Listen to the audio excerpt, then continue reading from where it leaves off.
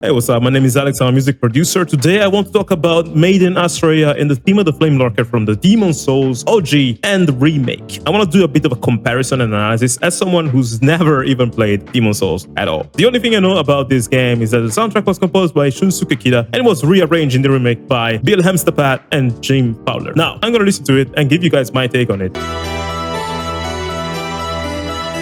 This is the OG, sounds very creepy. Reminds me of The Exorcist kind of thing.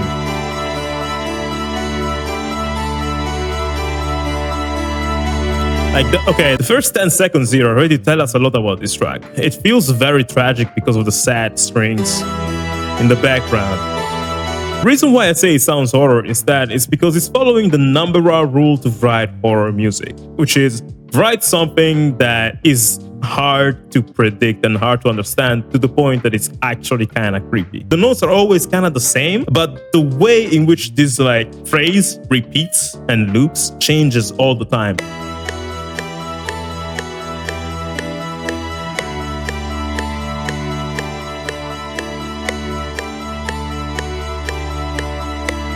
So you really cannot predict it. You can just listen to it and just embrace the fact that this is going to be uncomfortable.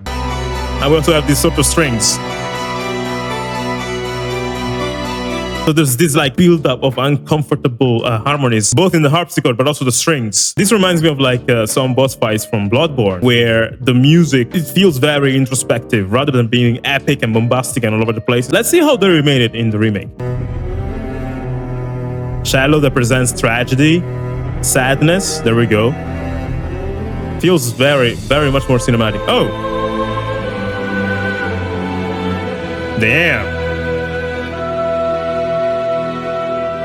I wonder if then we're gonna hear the same harpsichord stuff. But oh, there we go.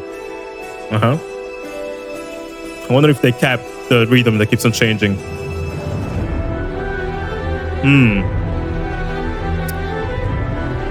Okay, if before I was hearing just horror and tragedy, but mostly horror, it felt like a ghost story.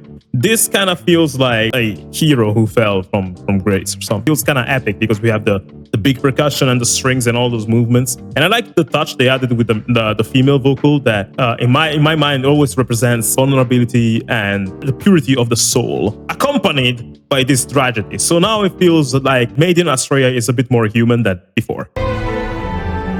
But also it sounds less creepy, I have to say, because the harpsichord with the weird rhythm is gone. It just feels heroic now. Kinda oh, there it is.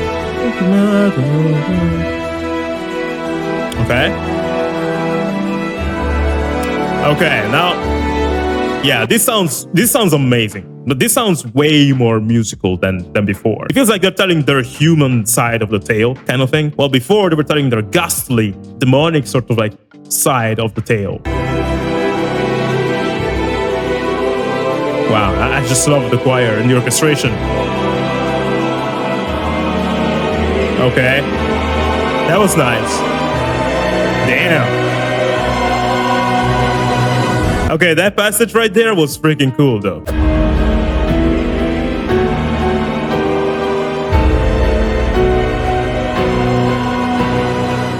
That's very beautiful. Gave me a bit of goosebumps there. I really like it. I read some comments from people who are like, oh, this track is not cool anymore, blah, blah, blah. No, I think it's not like they didn't respect the original. They tried to be like, okay, the original exists. It's freaking amazing. But what more can we tell about Maiden Astraea? And also, yeah, they tried to make this way more modern and more cinematic. I feel like games now are reaching the point where they're essentially playable movies, and maybe this feels a bit more cinematic. I wonder what a modernized version of the original would have sounded like in terms of keeping the same horror vibes and unpredictability. Now let's do the Flamelurker. Man, I just freaking love the way they use the organ in this game. It's so good. Damn. Holy shit. How does this never get old? We heard this sort of choir stuff in Bloodborne, the Dark Souls and stuff all the freaking time now, but it still never gets old for me. In this case, it's amplified by the use of the organ, which we haven't heard so much in Bloodborne. Dark Souls, I don't know, but Bloodborne, not so much, except for in Lawrence, the First Vicar, which is also, I think, my favorite Bloodborne track, so probably that's why also. It's nice to hear some organ. Damn. Oh. Wait, this part is actually metal as fuck though. Like if you add some guitars here.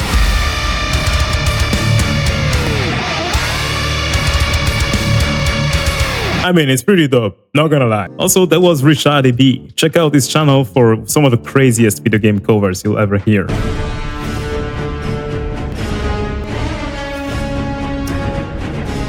We have big metallic percussion coupled with this low brass that plays these beautiful marcatos. And this happens a lot in Lord of the Rings. In Lord of the Rings, every single area of the movie has different instruments in the soundtrack. Like the Shire has a lot of flutes and strings that are very wholesome, but whenever you see Mordor, you hear metallic percussion and low brass. That's what it is. They used it here as well. This could be a scene that is shot in Mordor right here, and well, they're just calling that back.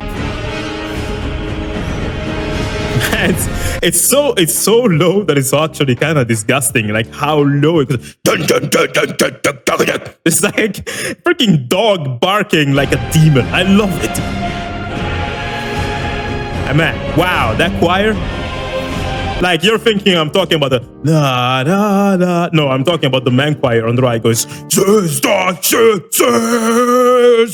Like try to listen to it. It's in the background. It's fucking epic.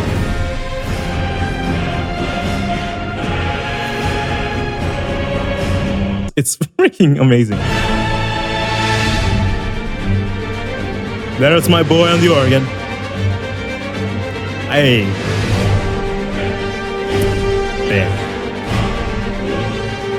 Yeah, no. What you hear is, again, is the brass, but what I love is the freaking string underneath. I just love the details they add underneath. And by the way, now we got to a point where this is very on the beat, and I feel that this could sound very like gangsta if we added some bass and hip-hop drums on it.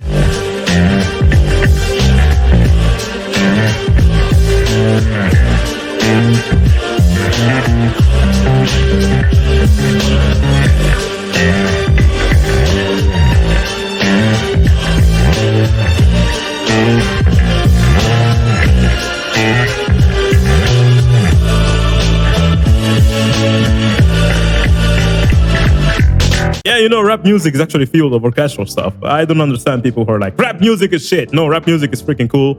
And Demon Souls could work very well in that genre. I freaking love it. Let me know what you think about the tracks. I believe they're all freaking good, but you know me, I'm always positive about every fucking thing. But I just think there's so much talent everywhere. Once again, I take the chance to thank the amazing patrons who are supporting this channel over at Patreon. You guys make these videos possible, so I'm very grateful for that. I'll see you in the next one.